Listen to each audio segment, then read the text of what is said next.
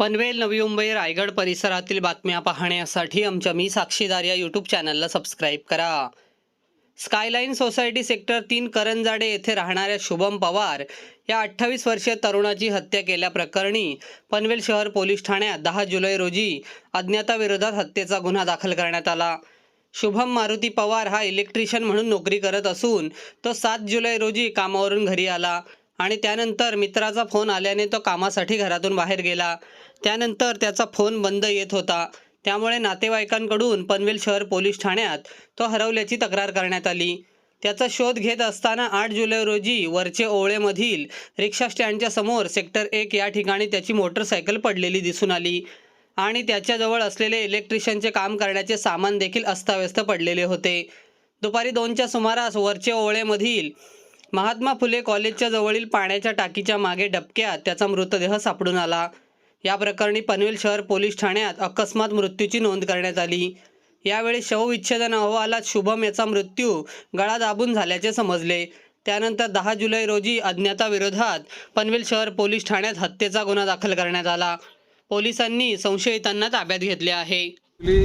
शुभम मारुती पवार, वय वर्ष 27, राहिला करंजाड्याला आहे आणि त्याचं वरच्या ओवळ्याच्या तिथं सेक्टर 1 मध्ये करंजाड्याच्या तिथे मृत अवस्थेमध्ये ते आढळले आणि मला त्यांच्या नातेवाईकांचा फोन आल्यानंतर आम्ही पोलीस स्टेशनला सरकारी दवाखान्यामध्ये भेट घेतल्यानंतर आमच्या लक्षात आलं की सदर व्यक्तीचा हा खून झालेला आहे. आम्ही डॉक्टरांशी चर्चा करत असताना आम्ही त्यांना सांगितलं का हा खून झालेला आहे. तुम्ही जरी बोलत असाल, पोलिसांचं सुरुवातीला म्हणणं होतं की प्रथमदर्शनी आत्महत्या आहे, परंतु आम्ही त्या मताशी ठाम राहिलो. पनवेलचे जे सरकारी दवाखान्यातले डॉक्टर आहेत, विजय पाटील, शिवाजी पाटील जे डॉक्टर आहेत, त्यांनी ह्या ठिकाणी आम्हाला चांगल्या पद्धतीने सहकार्य नाही केला. म्हणून आम्ही जे हॉस्पिटलला बॉडी घेऊन गेलो आणि जे हॉस्पिटलला गेल्यानंतर तिथला जो रिपोर्ट आला त्या रिपोर्टमध्ये स्पष्ट सांगितलेलं आहे का जो मृत्यू पावलेला आमचा नातेवाईक आहे त्याची अक्षरशः गळा दाबून खून करण्यात आलेला आहे. आणि आज सकाळी त्याप्रमाणे पनवेल शहर पोलीस स्टेशनचे सिनियर PI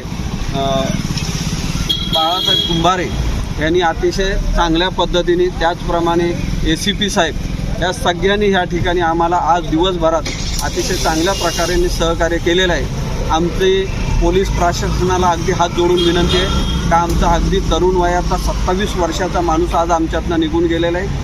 त्याच्या पश्चात त्याची पत्नी आहे, 4 वर्षाची लहान मुलगी आहे, आई आहे, भाऊ आहे. आणि अशा परिस्थितीमध्ये पोलिसांना आमची नम्र विनंती आहे का कुठल्याही परिस्थितीमध्ये हा जो आरोपी आहे ज्यांनी त्यांचा गळा दाबून खून केलेला आहे त्याला कुठल्याही परिस्थितीत लवकरात लवकर पकडून ह्या पीडित कुटुंबाला न्याय द्यावी एवढी मी RTIच्या वतीने ह्या ठिकाणी पोलिसांना मागणी करत आहे.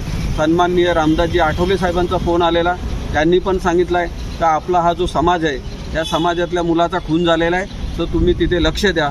त्यांच्या आदेशाचं पालन करून 2 दिवस कंटिन्यू आम्ही ह्या ठिकाणी उभे आहोत. आणि आज मात्र माझ्याकडे FIRची कॉपी आहे. त्या FIRवरती खुनाचा गुन्हा दाखल झालेला आहे ते ह्या ठिकाणी सांगतो. माझ्या भावाचा पहिले तर प्रथम तसे मी सांगितलेलं की सुसाईड केला आहे त्याने. नंतर आम्हाला समजलं होतं जसे एव्हिडन्स आम्हाला दिसत होतं काही गोष्टीवर, तर आम्हाला माहितीच होतं तुझा भाव सुसाईड करणार नाही, तसं दिसलं. तर आम्ही खूप ठाम होतो की काहीतरी प्रकरण वेगळंच आहे आणि पोलिसांनी त्याच्या हिशोबाने लावलं की सुसाईड. आम्ही ठाम होतो. आम्ही सरांशी कोऑर्डिनेट केला, सरांशी बोललो, सरांनी आमची खूप मदत केली. रात्रीचे 2-3 वाजता सुद्धा तर आमच्यासाठी आलेले आहे आणि हे होते म्हणून आम्हाला खूप हेल्प झाली 33 महिन्यामध्ये. आणि तेव्हा जाऊन आम्ही जे हॉस्पिटलमध्ये गेलो तेव्हा आम्हाला समजलं की जे हॉस्पिटलचे रिपोर्ट खरंच मर्डर झालेला आहे, तो पण गळा दाबून मर्डर केलेला आहे. खरं तर पोलिसांनी पण सांगितलं की आत्महत्येचं प्रथमदर्शनी आहे.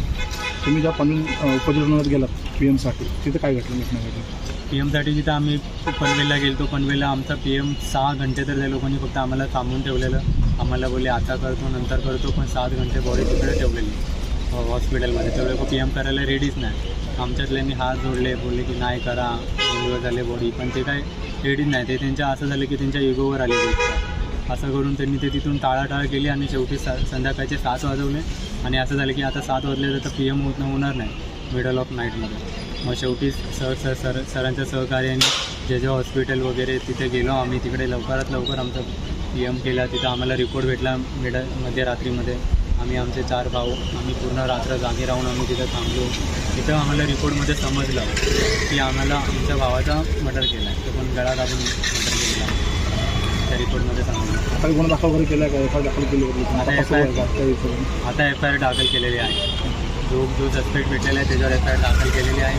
अजून त्याच्यावर कोणते आहे ते पण पोलिस बघतात. आता सहकार्य करत आहे. पोलिस ऑफिसर्स आले मोठे मोठे. आज सकाळपासून बसले, विचारपूस केली.